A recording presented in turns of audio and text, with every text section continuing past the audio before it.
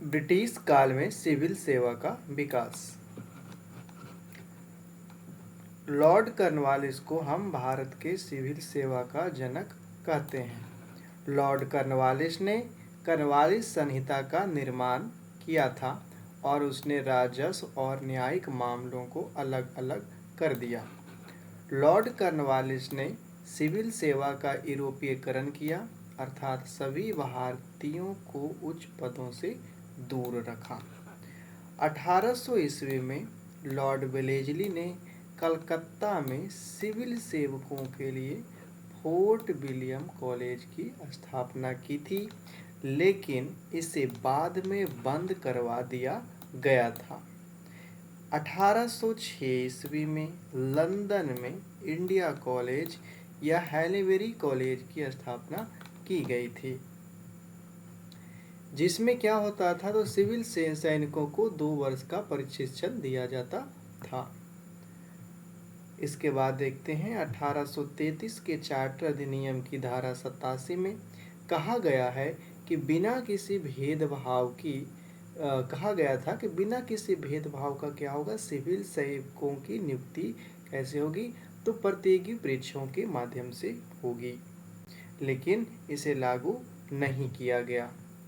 1855 ईस्वी में इंग्लैंड की में प्रथम परीक्षा का आयोजन किया गया और हम याद रखेंगे कि आईसीएस की प्रथम परीक्षा जो पास करने वाले थे उनमें ये कौन थे, तो सत्येंद्रनाथ टैगोर थे।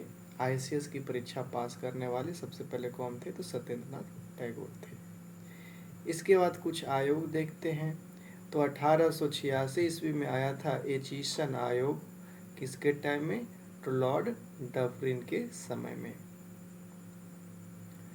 इन्होंने क्या किया था कि अनुबंध और अनुबंध को समाप्त कर दिया था और इसमें कहा गया था कि आयु सीमा कितनी होनी चाहिए, तो 23 वर्ष होनी चाहिए।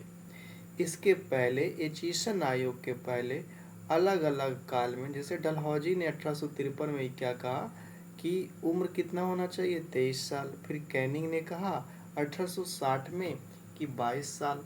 1866 में लॉरेंस ने कहा 21 साल और 1878 में लीटन ने कहा 19 साल। रिपन ने इसके डिसीजन को रिवर्स करते हुए वापस 21 साल कर दिया था। इसके बाद अगला आयोग था इस्लिंगटन आयोग, जो हार्डिंग द्वितीय के टाइम में आया था। कब, तो 1912 में, और इसी की सिफारिशों को लागू करते हुए 1919 का अधिनियम बना था। इसमें इस बात पे जोर दिया गया कि 1/3 जो पद होंगे उनमें भारतीयों का हिस्सा होगा और इसे प्रति वर्ष 1.5% बढ़ाने की बात की गई। 1922 ईस्वी में भारत में इलाहाबाद में लोक सेवा परीक्षा का आयोजन किया गया था। किसके टाइम में, तो जेम्स फोर्ड के टाइम में। तो इसी के बाद लोक सेवा आयोग के गठन की भी सिफारिश की गई थी। ठीक है, तो 1924 ईस्वी में ली आयोग का गठन होता है और वो कहता है कि भारत सचिव की नियुक्ति जारी रखी जाए और 1926 ईस्वी में क्या गठन कर दिया गया है, तो लोक सेवा आयोग इसी के सिफारिश पे गठन किया गया है। और साथ ही साथ इन्होंने 50-50 का रेशियो निर्धारित किया कि जो भी पोस्ट होगा पीसीएस के उसमें भारतीयों और यूरोपियों का जो रेशियो होगा वो 50-50 होगा।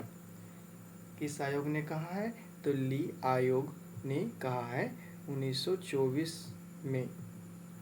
इसके बाद देखते हैं भारत सरकार अधिनियम 1935।